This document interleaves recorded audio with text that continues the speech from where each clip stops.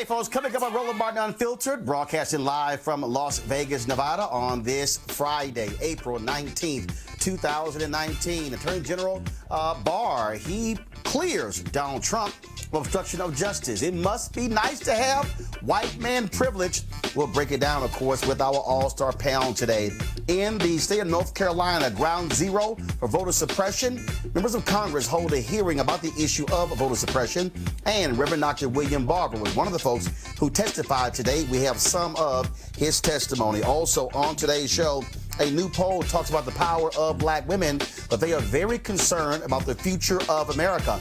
We'll show you those poll results. Also, this dumbass, crazy-ass white man literally wants Howard University to move because he wants to be able to walk his dog, and it should be a dog park.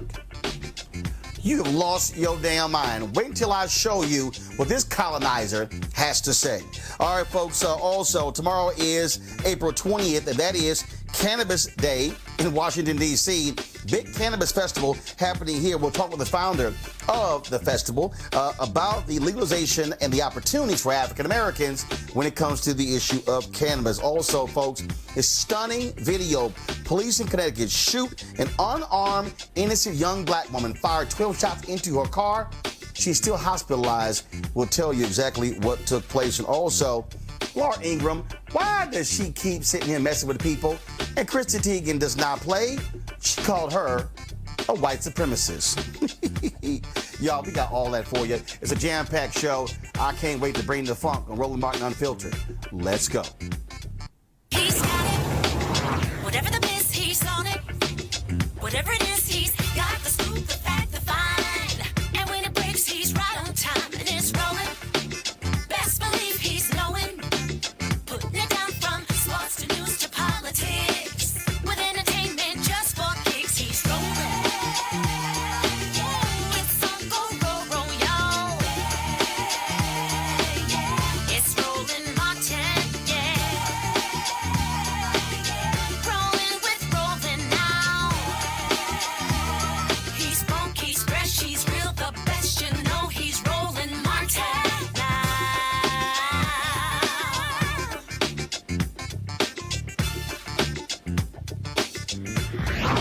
Martin. All right, folks, we have seen the Mueller report that basically lays out obstruction of justice by Donald Trump. But his Attorney General, William Barr, says, no, there was no obstruction of justice. I made the decision. I didn't see any. Roll the tape. There is substantial evidence to show that the president was frustrated and angered by his sincere belief that the investigation was undermining his presidency, propelled by his political opponents, and fueled by illegal leaks. Really? The white man was frustrated. Eli Honig, a former federal prosecutor, says that's BS. Was any person other than the President of the United States, I can say as a former prosecutor, this will be a knockdown case for obstruction of justice. I've charged and convicted people on obstruction of justice based on a fraction of this evidence. Absolutely amazing. Now, activist Samuel Sing-Youngway wrote this tweet. Y'all love this one here. Pull the tweet up. AG Barr literally wrote a report called The Case for More Incarceration, where he said putting more black men in prison would, quote, benefit society.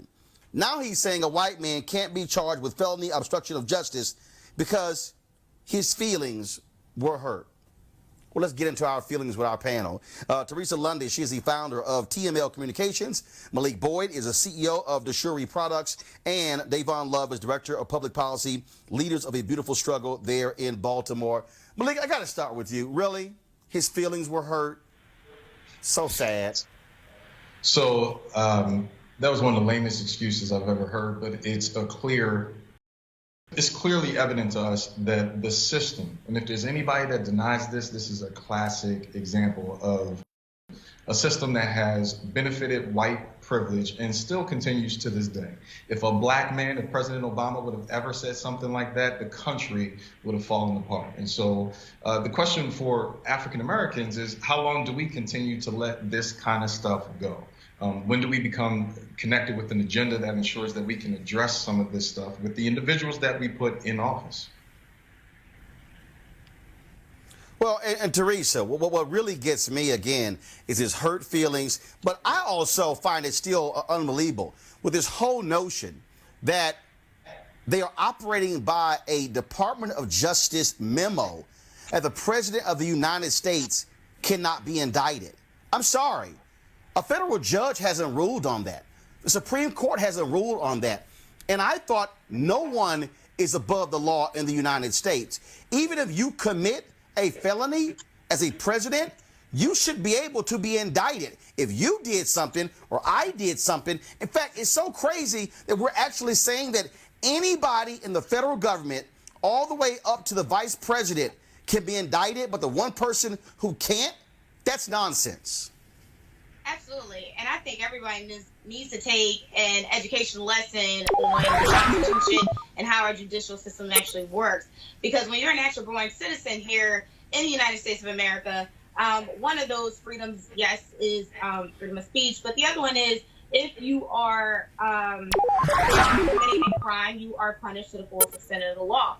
And so, you know, when I heard that, I was a bit baffled because what makes the president, outside of being who he is, you know, a leader of the free world, but not someone who should be exempt from it. So we have to really start looking at what we're saying to the public, what's real and what's fake, and really start to understand the basis and the notions of where that's coming from. Because if we keep pushing that type of blasphemy out there, we will probably be in a worse state than we are now in terms of finding the truth and delivering justice when needed. Well, and in fact, Davon, I want to go to you next, and I want to tie in the story out of Baltimore with this very discussion. The cops who killed Freddie Gray, those cops, none of them went to jail, not a single one. Yet the black man who set a car on fire, they're going to jail for several years. And if I compare that case in Baltimore to what we're seeing with this notion of Donald Trump, and this is not just Donald Trump. That memo could have applied to President Barack Obama, could have applied to President Bill Clinton, and so you get this memo that was written. But still, I find it unbelievable because that you can say that, well, because the president is so busy, they can't be indicted. No, if you do wrong, you should be indicted.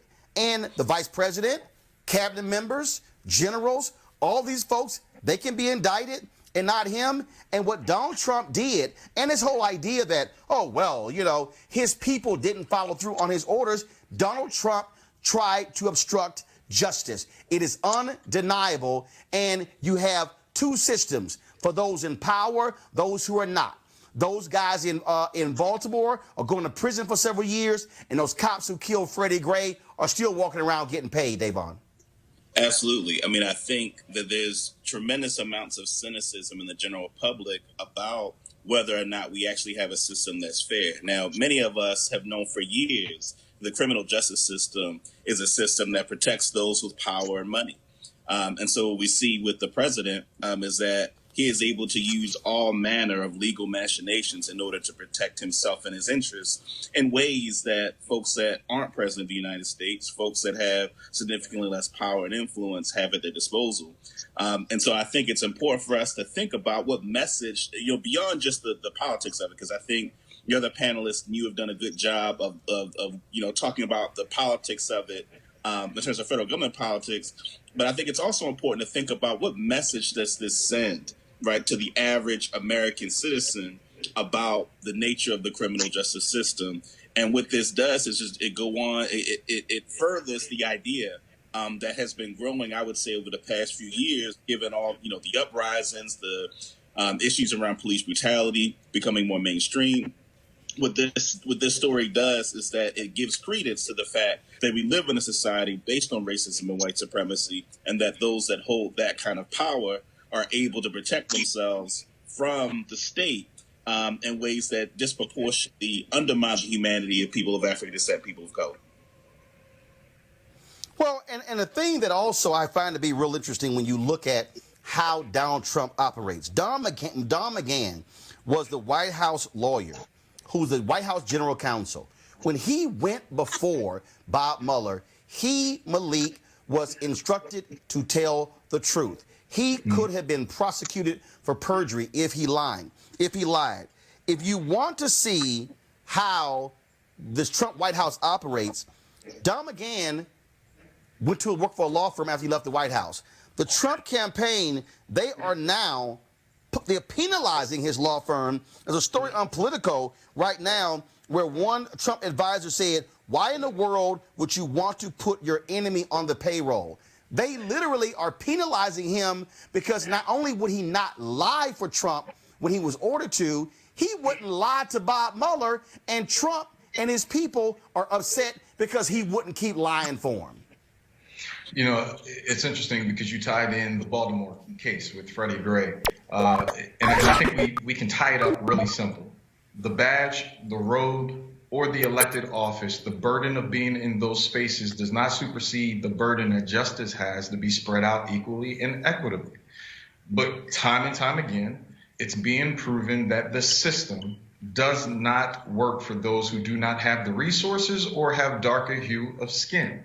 And we're now seeing a bolden use of this system. And I think Trump is doing well to teach America a lesson for those who have declared that this does not exist. We're looking at it live on center stage.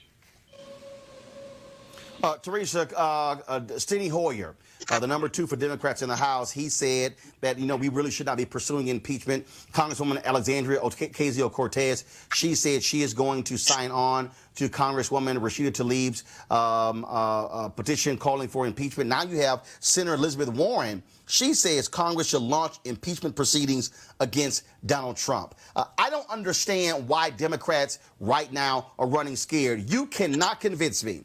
There is no way you could convince me that if this was a president named Barack Hussein Obama, even if the Republicans only control one chamber, there is no doubt in my mind that they will be clamoring for impeachment proceedings if this report happened under President Obama. A lot of things has happened since the 2016 election, and it looks like the only courage that is happening from the Democratic Party is from the younger membership outside of Elizabeth Warren, who's running for presidency, who's going with the talking points. But I think what we really need to start to understand that when we start saying, let's impeach the president, we also need to make sure that, it's a firm impeachment with some sustainable value to it. So, yes, if it was Barack Obama, I do believe everybody, on the Republican side would just be raising their hand without getting the facts. But, of course, since we are dealing with our America, which is right now, that we are also seeing, pretty much those negative connotations of what happens and how they're weighing against their own elections, because people don't know if Trump is going to win in the next cycle. So I think everybody right now is playing the cautious card, and hopefully, they'll make the right decision if impeachment is the right thing to do for this president. But Davon, what this is about is the rule of law. And again, this is not a question of Democrat or Republican, red or blue, liberal or conservative. This president, undeniably, the information is clear. This man tried to obstruct the investigation into him. And he said yesterday, I could have fired Mueller if I wanted to. Yeah, there's a level of, absolute power that I think has really colored the way in which the Trump administration has operated. And so to your point, it would make sense for Democrats to use every instrument at their disposal to check the president in terms of the way in which he's trying to wield power. I think, though, and this may be kind of an unpopular, perspective, but it's interesting in terms of the Democrats' unwillingness to, proceed with impeachment proceedings, because if you think about the United States history in interfering with elections around the world, and it continues to do so, its history of undermining elections around the world. And I imagine that there's some things that have to be reconciled if the Democrats and if the Congress in general is going to, proceed against the president in terms of impeachment, particularly relating to foreign involvement of Russian involvement in our elections, it really calls into question, what is the real nature of the value of democracy, not just when it benefits us, but the value of democracy as a principle. And so I do think on principle, I think the Democrats have a responsibility to proceed with impeachment proceedings. But I think a much larger question, which is, as in the United States, as Americans, there needs to be a standard set that the United States does not do what it's alleging of what Russia has done to the United States elections in 2016. We have to make sure that we're just as strong as making sure that the U.S., through its intelligence agencies, aren't carrying out those same kinds of activities around the world. And Malik, I want to go to that point before I go to my next story.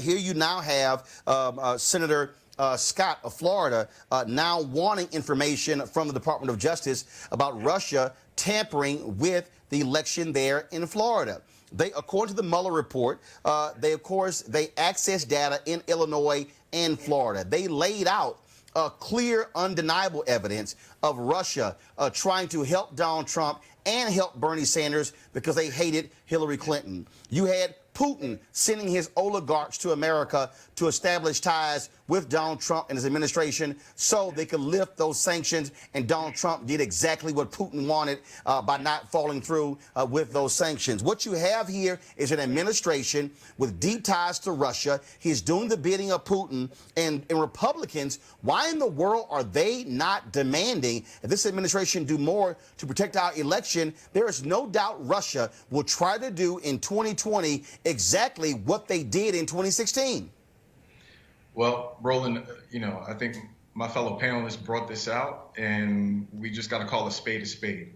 America has been involved in other countries' elections for years, hundreds of years, and we continue to do that same thing. And so, one, the Republicans aren't going to say anything. And to your point, it's not a Republican or a Democrat thing. It's government and what we have consistently done, not only on our own soil, but across the waters. I mean, yes, 1,600 and national elections look a little bit crazy, but try a local election in Philadelphia or Chicago and see what kind of tactics are used on a daily basis. So either we're going to drain the swamp and everyone in it that's been involved and create a new system, or things are just going to continue to do what they do right now. We create smoke screens, fake like we're angry, and wait for the next election cycle. All right, folks, let's talk about, again, when you talk about democracy and how important this is, let's go to North Carolina, where Congresswoman Marcia Fudge of Ohio held a hearing there dealing with Section 5 of the Voting Rights Act. We have detailed on this show for years what North Carolina Republicans there have been doing. They have been desperate to actually suppress the black vote. In 2008, massive turnout led to Barack Obama winning North Carolina by 14,100 votes. They had a dramatic increase in voter turnout as a result of the reforms put in place. Republicans said, oh, hell to the no. What did they do? Got rid of allowing 17-year-olds to be able to register to vote in time to vote in the next election. They got rid of citizenship training. They actually cut early voting, slashed it because they were targeting when black folks voted. And so the hearing was to talk about what Republicans have done there and why it's important to have oversight from the Department of Justice as a result of fixing the Shelby v. Holder decision that was brought down by the Supreme Court in 2012 that greatly has led to massive voter suppression led by Republicans. Here is Reverend Dr. William Barber, Repairers of the Breach, National Board Member of the NAACP, a preacher there in North Carolina, testifying about the impact of Republican-led voter suppression. Reverend Barber. Thank you, Madam Chair. First, I think we should fully restore and expand the Voting Rights Act, looking at the dynamics today. 40% of the population in the South is now people of color, and we should fully expand it. I think that we have to be very careful when I hear people wanting to make this about partisanism and keeping it where it is about race. Ultimately, voter suppression is racist voter suppression. That has always been, and that's what we continue to see. The court said here in North Carolina it was with surgical precision regarding race. I think we also, and I'd like to submit some additional things, but also issues like automatic voter registration at 18 If you can be registered for war at 18, automatically you should be registered to vote automatically at 18 to expand the vote. We should be looking at ways we can expand and more institutionalize early voting. All of those things that allow more participation. I'm haunted by that question the federal judge asked. Why is it that people don't want people to vote? And I would hope you would pull that from that federal, he asked it in court, it's in the record. Lastly, and I don't know how we deal with this, but beyond just restricting the right to vote, what we have had in North Carolina and in other places is an unconstitutionally constituted legislature then blocking the people of North Carolina from benefits like Medicaid expansion, like living wages. And then an unconstitutionally constituted legislature, once they lose in the federal court and lose in the state court, turn around and put things in the Constitution. And somewhere that is very troubling, that you can be elected by procedures that the courts say is unconstitutional, but use your unconstitutional, ill-gotten power to then implement policies that affect people from their voting rights to their wages, to how we address poverty, to women's rights, to immigrants' rights. That is, if it's not wrong legally, it's certainly wrong morally, and I believe it is a fundamental undermining of democracy for those who have been unconstitutionally elected to then have the power to affect the lives of the people in every aspect and form of their daily lives. Davon, we know for a fact that Republicans believe in voter suppression. We know what has happened in North Carolina, what has happened in Mississippi, what has happened in Alabama, what has happened in Florida, what has happened in Texas, what is happening in Tennessee, where they're trying to criminalize folks who are registering those to vote. We know exactly what happened in 2016 with voter suppression in Wisconsin, where even the voter ID bill that was approved there by federal judges, they were foot dragging, where a federal judge had to call in Governor Scott Walker to the court and say, why is your office dragging their feet on issuing voter IDs?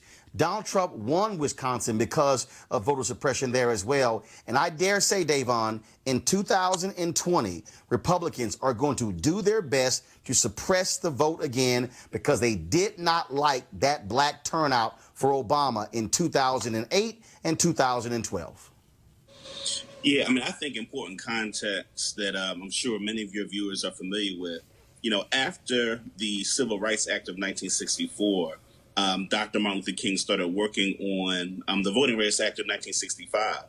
And, you know, what isn't publicized enough is that a part of the rationale for pursuing the Voting Rights Act of 1965 was because it was important to Dr. King that if we were serious about dealing with discrimination, beyond just protesting, that there were, you know, a tremendous amount of counties and municipalities in the South that were majority black in population, but didn't have the political power to govern those municipalities. And so, you know, the gutting of the Voting Rights Act was a gutting of black political power, right? Because the Voting Rights Act is an instrument of black political power. And of course, we all know that Democrats are heavily reliant on the black vote. And so Republicans understand from their political vantage point that undermining black political power is something that is to their advantage. And so all the things you just mentioned in terms of the you know, lengths that the Republicans in North Carolina and around the country have gone to engage in voter suppression is something that as black people, it's really important that we understand that curtailing our black political power, right, curtailing our access to the ballot box is curtailing one particular important mechanism among many that's going to be important for empowering our communities and using the power that we do have to have leverage over the Democratic Party in order to get the interests that we need as a community. And so we need to have the vote available to us. And so it's important for us to continue to speak out against voter suppression because, again, it's a direct attack against the development of black political power. And look, Malik, the reality is Republicans can continue to run around and try to say, oh, we're not doing this. This is all about voter fraud or election fraud. But that's nonsense. This is an undeniable attempt to target black voters. And for Chief Justice Roberts to say, well, look at the black turnout, that means this is no longer needed. No, the black turnout got so high that because of Section 5 and 1965 Voting Rights Act.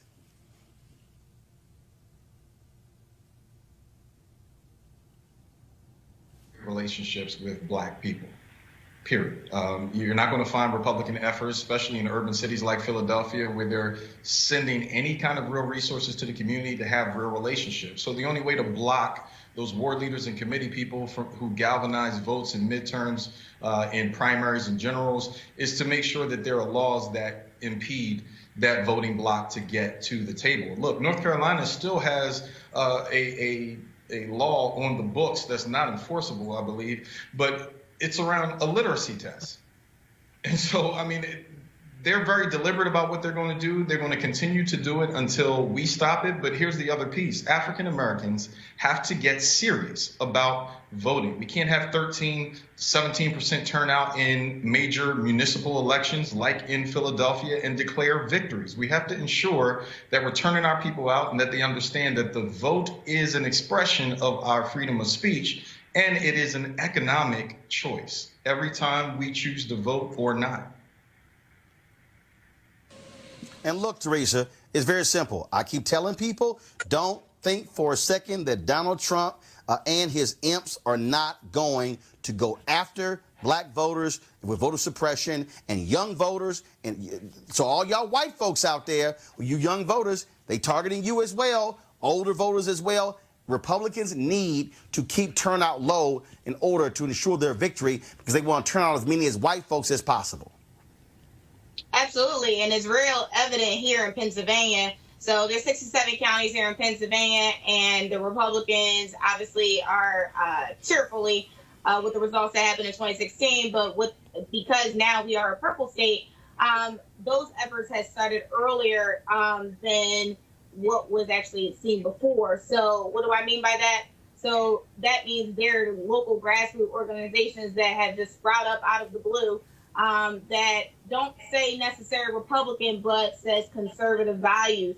And those are touch points that are hitting into our universities, our 11th and 12th grade high school students.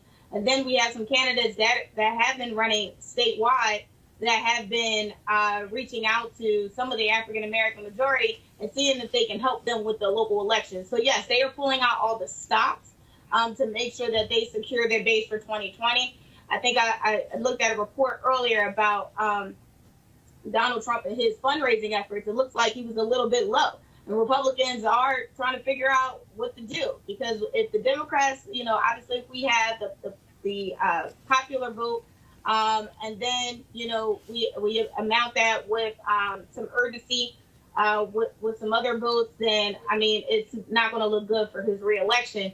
But I think, again, we just need to be mindful and use our voices to the fullest extent, utilizing the organizations and our resources to better suit what's about to happen in the future. And let's talk about this election. Of course, there's a new poll out that breaks down how black women feel. It was conducted by SDK Knickerbocker. The poll was conducted for 3 groups focusing on women's reproductive rights. Now, this is what they found from black women. The chart on feelings about the direction of the country. The reddish colors to the left stands for angry, disgusted, scared, sad, nervous. Those negative attitudes total 78%. One reason why, when asked if they agreed with the statement, if we go down the same path, I do not think the U.S. will be a safe place for black women, 85% agreed. But black women are doing something about that. 91% of the black voters poll agree with the statement. I voted in the most recent election because I felt like the stakes were too high not to. Is there any group who votes at a higher rate? I don't think so. Black women want to be seen for what they are. Here's the deal. 93% agreed elected officials need to understand that there are differences in the black community, and not everyone thinks the same. Different from white women. Quote, as a woman of color, I want my elected officials to understand how my experience and my needs differ from their white women constituents. 89% agreement. Okay, one more. Black women were both more engaged in voting than their Latina and Asian counterparts, but also more worried about the future. And no, two major things there. And I want to pull this story here. I was looking on Politico about the effort that Senator Elizabeth Warren is making towards black voters. And I'm going to go to Teresa, then Davon. So, Teresa, Elizabeth Warren is getting a lot of attention from black activists for her very specific policies dealing with the issue of racial inequality. And so, look, if you're a candidate, you better be speaking specifically to what black women want to hear, and I dare say what black men want to hear as well, because there was a 6-point gap, a 9-point gap between black women and black men for Democrats, not only in 2016 with Trump, but also in 2012 between Obama and Romney. Teresa, you're first, then Davon. Yeah, so black women are obviously making their plea once again to those who are running to get our vote. As the studies and the polls have been showing that, yes, some of those disparities, the equal pay wage, the gap within that, some racial disparities, the women in prison and the dignity that happens within that. So most of these criminal justice issues that need to be reformed should be reformed. But I think some of the issues that we are having in terms of kind of getting that word out is really just kind of talking points. So for me personally, I'm not seeing any candidate outside of, especially the ones that have experience and, are sitting in the Senate, are really, expressing what they have done legislatively in their past about, dealing with those African-American issues. But yet they want to get on the campaign trail and say something different because they are running. So for me, I'm high hopes for those who want to do something. But again, I'm looking for a little bit more than lip service. Yeah, Davon, I think, again, when you look at this in terms of how black women feel, candidates better be smart speaking to those issues. But I do want to ask you, though, this poll is dealing with black women. I have been saying the last several years that Democrats better really pay attention. I get black girl magic. I get into targeting black women. But there's an issue there. There's a gap there between black men and black women voting for Democratic candidates. And black men are saying, I want to hear you speaking to me as a black man as well. Davon, what are your thoughts on that?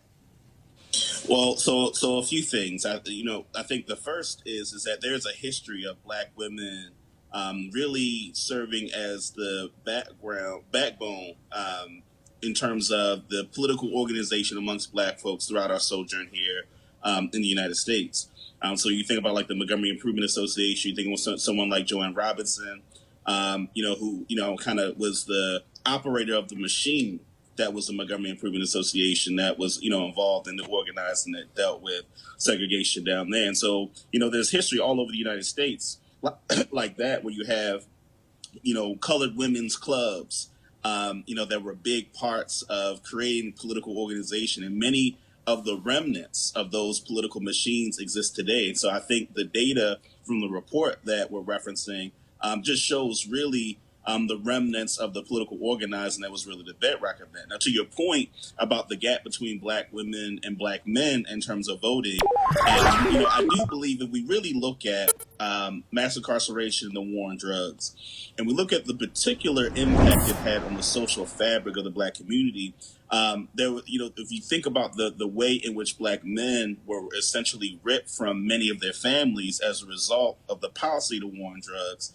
it goes to show that there's certain kinds of issues that wouldn't get talked about or wouldn't get included in the mainstream of the Democratic Party because, unfortunately, a lot of black men, have been, marginalized in this society in a particular kind of way. And not to say that black women aren't marginalized, but to say there's a particular kind of way that black men are marginalized that I think has undermined the real nature of our participation. And so I think one of the things that we need to be doing as black folks in our relationship to the Democratic Party is demanding that they speak to more issues that impact a broader swath of our community. The reason we see such low voter turnout, particularly in urban cities where you have 10% of the electorate turning out, is because the Democratic Party establishment has not really backed candidates that really talk about some of the things that we're actually getting to now. So now we're talking about police brutality, we're talking about mass incarceration and racial inequality, but all that has happened under the backdrop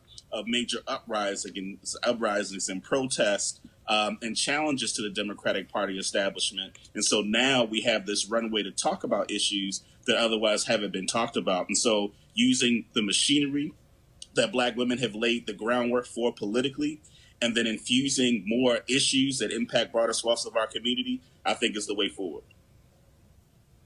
Malik, again, I think that if you look at this polling data, when you hear what Black women are saying, they're very concerned about the future. I think that is very much about Trump, his appeal to white nationalism and this whole white fear that is driving so much of the conversation today. Yeah, and so Davon brought up a good analogy. He talked about clearing the way through the protest and some of the upheaval to ensure that there's a runway for these candidates. But I would caution us not just to clear the runway, but to check the flight plan, because we're electing these officers and sending them on and in the sky, and then they're changing the flight plan. And so we get a lot of talk, a lot of what we would just call rhetoric in the space. 84% of Black women said too often the candidates running for office do not acknowledge their issues and what matters to them the most. And then you saw the Democratic Party come behind it with a seat at the table. Well, that's great. It sounds good, but it left many wondering, where is that table? Is it outside of the boardroom? Is it in the kitchen? Is it in the lunchroom? But it's certainly not at a true seat of power. And so what we are seeing across not just the women of color, but women in general, they are deciding that they want and they are demanding a larger slice of the pie of power. And that is dangerous to grumpy old white men in power, and definitely to hard-headed Black men who won't support them and get out the way and ensure that our women get in office and take care of not just their agenda, but also the agenda of Black men. We've been overlooked for so long, and they are our champions. But what these women are saying now, it's not a conversation of maybe, it's a get down or lay down. Either give us the power or we're going to take the power one way or the other. All right, folks, tomorrow in Washington, D.C. is National Cannabis Festival, and, of course, it deals with this whole issue that we're seeing exploding across the country, this multi-billion-dollar industry where cannabis has been made legal in a variety of states. Now, the legal production and sale of cannabis is fertile ground for entrepreneurs, but the key is getting in the door. Now, there's now Malik, of course, he is the founder of the National Cannabis Festival and Policy Summit. Carolyn Phillips joins us right now. So Malik is actually, let me get that straight. Sorry, Carolyn Phillips is the founder of the National Cannabis Festival and Policy Summit. Malik actually has his own business as an entrepreneur. So Carolyn, welcome to the show. Caroline. Thank you so much for having me. Thank you so much. Okay, guys, I can barely hear Caroline. Thank you so much for having me. I can still barely hear her, so I'm going to throw the first question out. Hopefully I can hear you better. So, Caroline, why did you want to start this? Was it because not enough African Americans were involved in this space? Why'd you want to do this? Well, it's definitely because of that and then more. I grew up in Washington, D.C., where the war on drugs really hit our lower income communities very hard. When I saw legalization come to D.C., I saw a lot of extremely expensive events come to our city, and I did not see any brown or Black faces in those audiences. And I wanted to change that. I wanted to create an event that was accessible and affordable and could give people access to information and education to arm them to be part of this industry. So tomorrow is the festival. So what is the festival? What is happening there? What's happening at the Policy Summit? So the Policy Summit was today at the museum. It was a free event that was open to the public. It was really a convening of unlikely allies. We had people from both sides of the aisle talking about progress on cannabis legalization and social justice issues. Tomorrow is National Cannabis Festival. It's the 4th annual festival. We, of course, have a concert. It's headlined by Ludacris, Action Bronson, Biz Markie, and DC's Backyard Band. And then we have a lot more than that. We have 4 education pavilions where people can really learn about hemp and CBD. They can learn about business, they can learn about wellness, they can learn about policy and topics impacting cannabis culture all over the world. We also have an exhibitor village where people can see a lot of the businesses that are really innovating as far as products and what they're offering consumers in the cannabis space. But most importantly to me is our Veterans Pavilion and our Advocacy Village. In our Veterans Pavilion, members of the armed services, veterans, reservists will be able to gather and talk about how they use cannabis for wellness, possibly as an alternate to harmful opioids.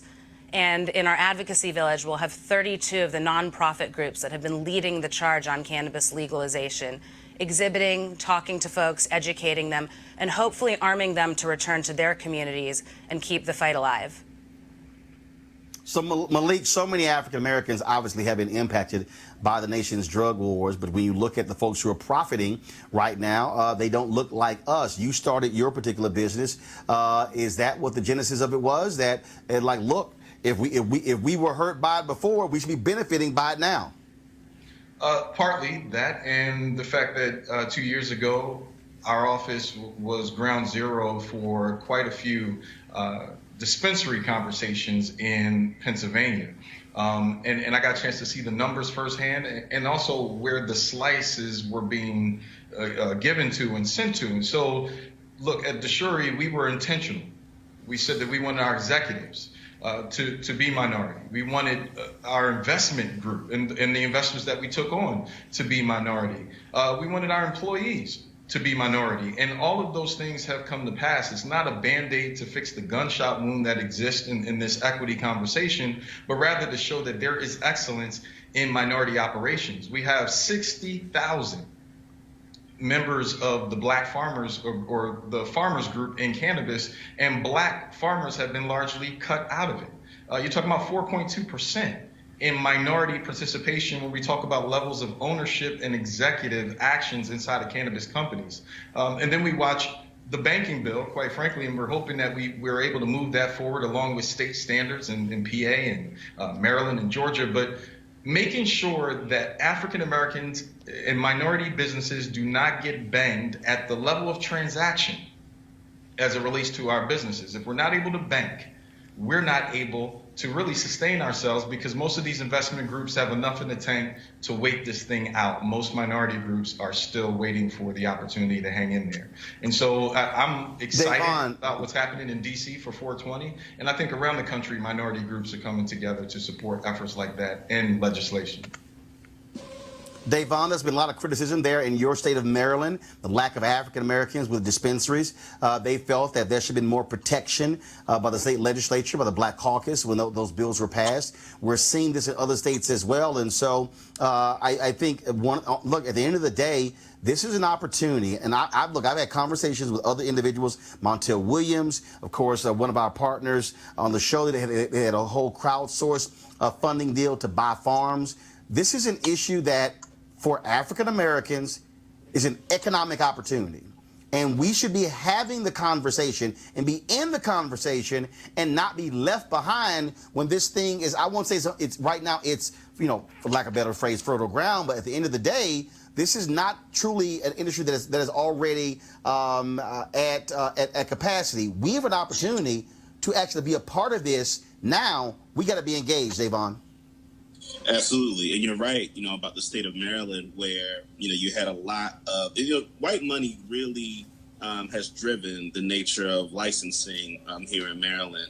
White money's relationship, to the presiding officers and the Democratic Party leadership.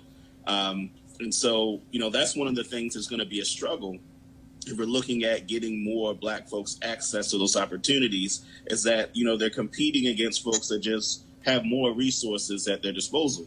Now, one of the things that we're actually looking at here in the state of Maryland, my organization, Leaders of Beautiful Struggle, and our director of research, Lawrence Grand Prix, has been thinking about the idea of, so there's one conversation to be had about business opportunities. And those business opportunities can include, growing, but it can also include other ancillary industries, the paraphernalia and whatnot.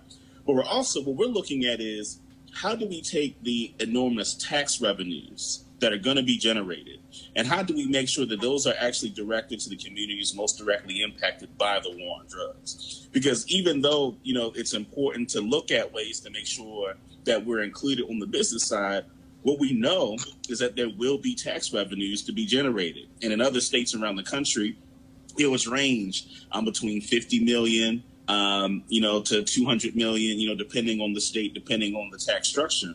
And so one of the things we're looking at is, how do we make sure that those resources don't just go to the general fund, but how do we make sure those resources are targeted at community opportunities, opportunities for the community to be empowered, whether it's through community development opportunities, whether it's through investing in, programs that can uplift people that are in those communities that were ravaged by the war on drugs. So I think that's also the other angle of this that's important to talk about is how do we make sure those tax revenues are directed in a way where our community can be repaired from the harm that's been done.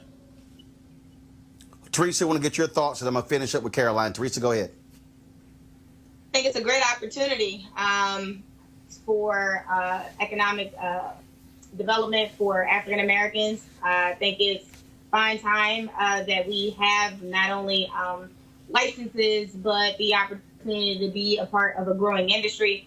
So I applaud those efforts. I applaud the festival. I believe this is their second annual. But also the African American woman with the vision to do this, to know that it's more about networking and selling, but it's also about the policy that we can impact and change lives and communities every single day. Caroline, we know that the reason this is being held up in New York State is because the Black Caucus is also demanding what is going to be the impact for African Americans. This is where Black state legislators across the country can use their power to ensure African Americans are not left out of this process. Again, we were hurt greatly as a result of these drug policies, and then we should not be left out of the opportunity to participate on the business side of the growing cannabis industry. Caroline, your final comment, your thoughts on that question? Absolutely. We have states that are now using tax money from cannabis to pay bills, but we have people sitting in jail for paying their bills with money from cannabis. So that needs to be evened out. And I think before we rush for full federal legalization, we need to make sure there's a good foundation for equity. Because if you look at the dot-com boom and the whole Silicon Valley, you don't see people of color and you don't see women. And that's because we weren't at the table when those decisions were being made. All right, where can people go to get more information on the National Cannabis Festival? You can visit nationalcannabisfestival.com. Tickets are still on sale, and we'll be setting open the gates at high noon tomorrow. All right then, Caroline Phillips, we appreciate it. Thanks a lot. Thank you. All right, folks, let's talk about this disturbing video out of New Haven, Connecticut. Roll the tape, please. In this video, what you will see is Stephanie Washington and her boyfriend, Paul Witherspoon III, both African Americans. They were in the red car. They came to a stop. We see one cop jump out of his car. In just 4 seconds, he fires at least 3 shots that we can see. Washington was hit in the face. Witherspoon, the driver, who was a suspect in an armed robbery, was taken into custody, but he was released a short time later without charges. Now, Washington was rushed to the hospital and is expected to survive. Another officer was shooting from the front of the vehicle, but this video does not show that. Cops initially said the driver exited the vehicle as soon as the officer stopped him. Well, that seems contradicted by the video. No shock. The officers involved are Devin Eaton of the Hamden Police Department and Terrence Pollock of the Yale Police Department. They both are